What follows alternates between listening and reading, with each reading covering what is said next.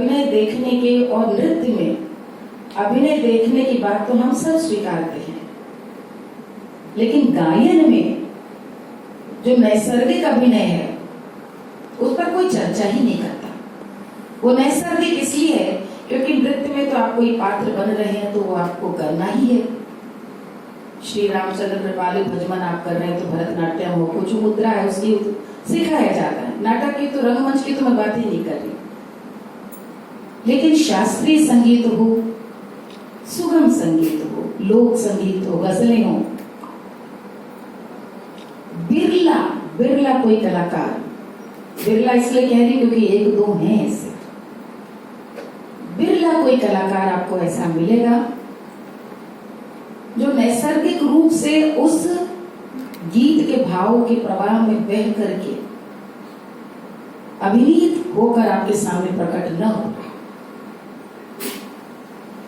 सिर्फ एक अकेली और इकलौती मैं मानती हूँ, भारत रत्न लता दीदी एक ऐसी विलक्षण और अद्वितीय कलाकार थी जो बिल्कुल मैं कह सकती हूँ कि असंपृक्त होकर के गाती थी।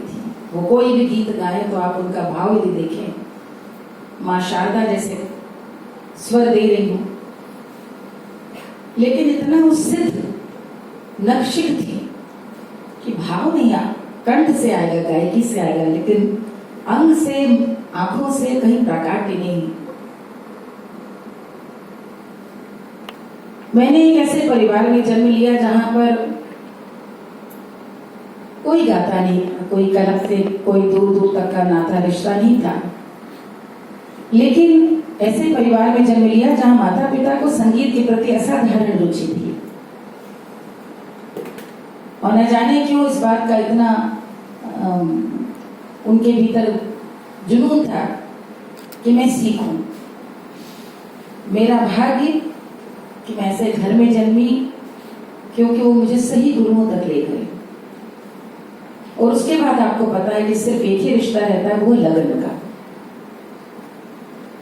संगीत साधना मेरी शास्त्रीय संगीत के लिए 5 वर्ष से लेकर के अभी तक मूल वही है।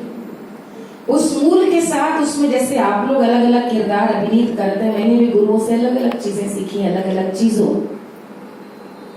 को अपने कंठ में उतारने का प्रयास किया, गाने का प्रयास किया। और मैंने बचपन से ही इस बात को देखा कि हर गीत अलग अभिव्यक्ति की मांग करता है, और उस अभिव्यक्ति में सचेष्ट न भी हो तो भी अभिनय स्वर का, कंठ का एक नैसर्गिक स्वतः आता है। आप शास्त्रीय संगीत के गायकों को देखें, क्या आपने कभी कोई तबला वादक देखा है जो चक्करदार तिहाई, शानदार तिहाई लेकर के आए और सम पर निष्प्राण हो जाए? देखा, वो सम पर ऐसे आता है कि जिसको कुछ नहीं पता शास्त्रीय संगीत का उसको भी पता चल जाए क्या समाया। वो नहीं करता, ये होता है, अभ्यास से होता है। इसलिए ये विषय के संगीत में अभिनय का स्वाद, जहां हमने ऐसे इस माहौल में आंखें खोली थी जब भारतवर्ष में संगीत का अर्थ था फिल्म संगीत, और जो नॉन फिल्मी संगीत था वो बेजोड़ गायिकाओं का था। हमारी गुरुजन में अप्पा जी, श्रद्धेय अप्पा जी, सिद्धेश्वरी देवी जी, बेगम अख्तर जी, और या फिर बिल्कुल हिंदुस्तानी फिल्म संगीत ही संगीत था उस समय। मैं बात कर रही 70 के दशक की, 80 के दशक। उस समय कौन सा गाना कैसे गाना है, अपने गुरुओं से हम लोग भजन, गजल सब सुन रहे थे, और साथ में ताल देने की आदत डाल रहे थे। अभिनय कहाँ से शुरू हुआ? गुरु बताता है धा दिन दिन दा दा दिन दिन धा दिन दिन दा दा दिन दिन दा धा। ये गर्दन आई ना, हम तो नृत्य नहीं कर रहे, हम तो गा रहे। आ संगीत में इसी टाइप माना जाता है, मुद्रा दोष भी माना जाता है। जरूरत से ज्यादा अंग संचालन मुद्रा दोष माना जाता है, जबकि बहुत सारे कलाकार ऐसे हैं जो इतने शानदार परफॉर्मर्स हैं। मैं यदि सिर्फ शास्त्रीय संगीत की बात करूं तो भारत रत्न हमारे श्रद्धेय पंडित भीमसेन जोशी जी का यदि आप कभी, आप तो YouTube पे सब कुछ सुलभ है, आप देख सकते हैं। जो संगीत का आनंद लेगा उसे पता भी नहीं चलेगा उसके हाथ पांव, आंख मुद्रा, आंख कब बंद हो रही है, कब खुल रही है, कब किसको देख रहा है, कब तान की तरह से हाथ ऐसे ऐसे हिल रहे हैं। वहां से गजलों की दुनिया से होती हुई मैंने अपने अवचेतन मन में सारी गलियां घूम करके वो गली याद रह गई, वो मंदिर याद रह गया जिस मंदिर में बैठ करके हमारी ताई जी लोग प्रतिदिन जैसे देवताओं को जगाती हूँ। वो था लोकरस, लोकरंग।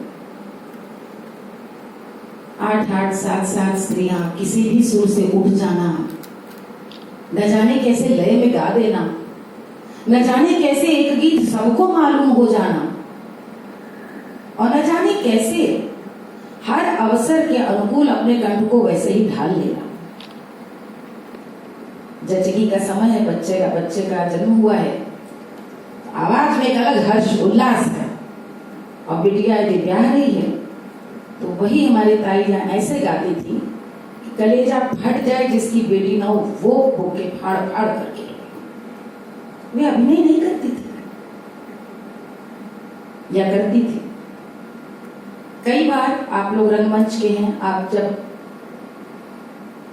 कोई पात्र को 2 बार रटते हैं, 3 बार रटते हैं, चौथे 5वें बार में आपको लगता है हो रहा है, ये हो रहा है, और होने के बाद वो इतना सज जाता है, इतना भीतर समा जाता है कि आपको कुछ करना नहीं पड़ता। वो हर दिन 21 होता जाता है, क्योंकि वो इतना आप में रम चुका होता है कि फिर आप अभिनय करना समाप्त कर चुके होते हैं, आप बस उसे जी रहे होते हैं। लोग यही है, किसी भी भाव को जीना यही लोकरस है और यही लोकरंग है।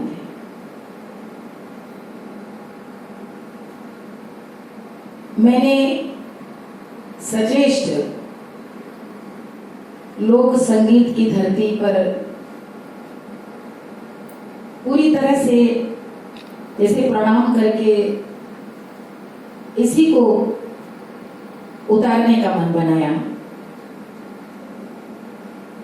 उसका कारण था कि जो भारत मुझे लोक में दिखता है, लोकगीतों में, वो मुझे किसी विधा में नहीं दिखता था। और मुझे एक लंबी उम्र बीत गई ये सोचकर कि शायद कोई आए जो इस पे काम करे।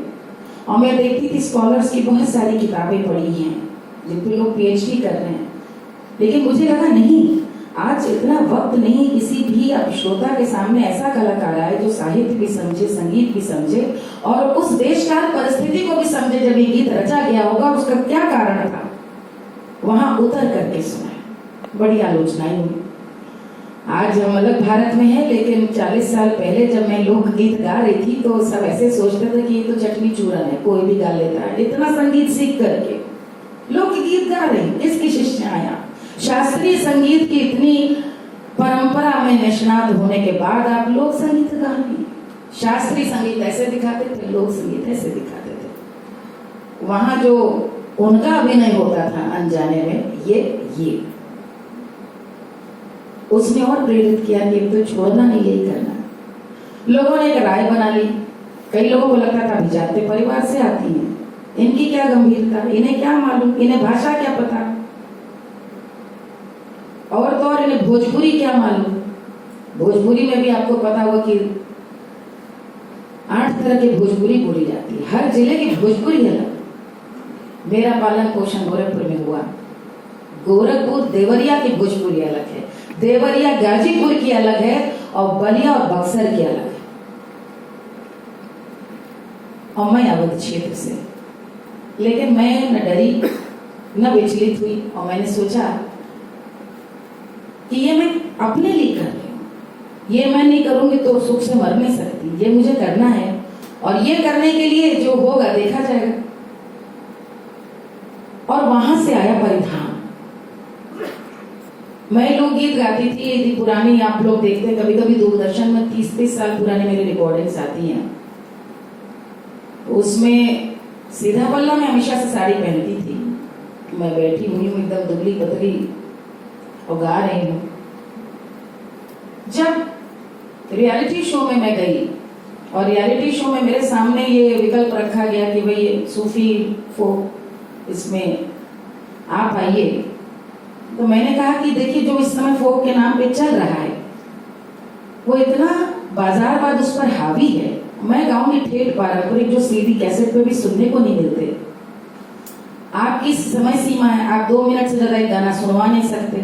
हमारे एक एक गाने 8 कड़ियों के एक कड़ी छूट जाए तो गाने का महत्व मर्म खत्म। साहित्य ही तो उसका प्रमुख है। डायरेक्टर ने बड़ी अच्छी बात कही, उन्होंने कहा तो यही तो चुनौती है, 2 मिनट में सुनाना, ये अवसर फिर कभी नहीं आएगा। और मैंने सोचा कि वाकई आकाशवाणी दूरदर्शन के अलावा कोई टेलीविजन चैनल ठेठ लोक साहित्य लोक गीत को सुनाने का अवसर दे रहा है तो मैं जाऊंगी। उस दिन मैंने तय किया कि ऐसा है, मेरे कार्यक्रम को आसनसोल में बैठ के कोई देख रहा हो, मेरे कार्यक्रम को बैंकॉक में कोई बैठ के देख रहा हो, मेरे कार्यक्रम को कन्याकुमारी में कोई देख रहा हो, मेरे कार्यक्रम को कोई मेरठ मवाना से लेकर मुजफ्फरपुर में बैठ करके देख रहा हो, उसको मैं 2 मिनट में जब तक अपना परिचय दूंगी, विजुअल मीडियम है, मुझे दिखना चाहिए मैं जो गाने जा रही। रंगमंच की दुनिया में आई हूं इसलिए आज इस पर पहली बार मैं बात भी कर रही हूं। ऐसे परिधान आया तो आपके थिएटर में छींटदार बड़े अच्छे सूती लहंगे चलते हैं, मुझे बड़े पसंद है। बट टेलीविजन की दुनिया तो ग्लैमर की है, जहाँ थोड़ा तड़क भड़क गोटा चलक लपक दपक जी। तो एक बार वो मेरी पहचान बन गई तो आप यकीन करेंगे कि जब मैंने यकीन नहीं किया कि लोग प्रायः दर्शकों श्रोताओं को दोष देते हैं, लेकिन दर्शकों श्रोताओं ने सिर्फ माथे पर मुझे बैठाया। और जब मैं कहीं से भी जाने लगी तो सब मुझसे कहते थे 1 मिनट मेरी माँ से फोन पे बात कर लीजिए, 1 मिनट मेरी बुआ जी आपसे बात करना चाहती हैं, 1 मिनट मेरी दादी आपको एक गाना भेजना चाहती हैं। और मेरे मन को इतना संतोष, उसमें ये सब भी हुआ कि मुझे याद है मैं एक बार बॉम्बे में कार्यक्रम के लिए गई साल भर बाद, तो मुझे 2 लोग मिले, बोले आपकी नथ कहाँ गई, इतनी अच्छी सी आप पहनती हैं। तो मुझे लगा कि अब मैं उस छवि में एक तरह से लोग उससे जोड़ करके देखने लगे हैं। तो परिधान एक कैरेक्टर जब आप हैं, आप जब अभिनीत कर रहे हैं एक संगीत को, आप उसके प्रतिनिधि स्वर बन गए हैं, तो कैसे आपका परिधान भी आपका एक अंग बन जाता है। और कितना थिएटर की तरह संगीत में भी पोशाक का महत्व है। मुझे कई लोग कहते थे कि आप हमारे राजस्थान जैसी लगती है, तो मैंने कहा बड़ी अच्छी बात है, लेकिन हमारे उत्तर प्रदेश में लहंगा ही पहना जाता था। राधा रानी को आप देखेंगे तो लहंगा ही पहनती थी। लेकिन इतना वक्त गुजर गया, पूरे जीवन प्रयास यही किया है, जब जो गाऊं उसको उस पल वैसा ही जीऊं। शायद यही कारण है कि कुछ गाने 2-3 हजार बार गा चुकी हूं मैं, लेकिन हर बार लगता है नया है, क्योंकि हर बार मैं उसको फिर से जी रही होती हूँ। प्रयास करूंगी कि आप यहाँ जो 9 रस हैं उन पर गाने सुनाऊंगी आज, और प्रयास ये भी करूंगी कि गाने सुनाते समय कब कौन सा भाव, किसमें किस तरह का भाव स्वतः आता है, आप उसको अभिनय कह सकते हैं। जब कबीर पंथियों को आप सुनते हैं, वो आंख बंद करके गा रहे होते हैं, तो आप वाकई निमाड़ मालवा पहुंच जाते हैं। उस एक तारे के स्वर में, उस शांत वैराग्य में आप वैरागी बन जाते हैं। और जब तीजन बाई जी दुशासन के वध का प्रण लेकर के ललकारती हैं, तो आपको लगता है कि नहीं, आप महाभारत के मंच पे ही खड़े हैं। अभिनय सीखा नहीं जाता। हम जिस गीत को गा रहे होते हैं, जिसका प्रस्तुतकरण कर रहे होते हैं, वो जब अंतर मन में घुस जाए, वो आपकी काया में प्रवेश कर जाए तो फिर आप थोड़ी होते हैं।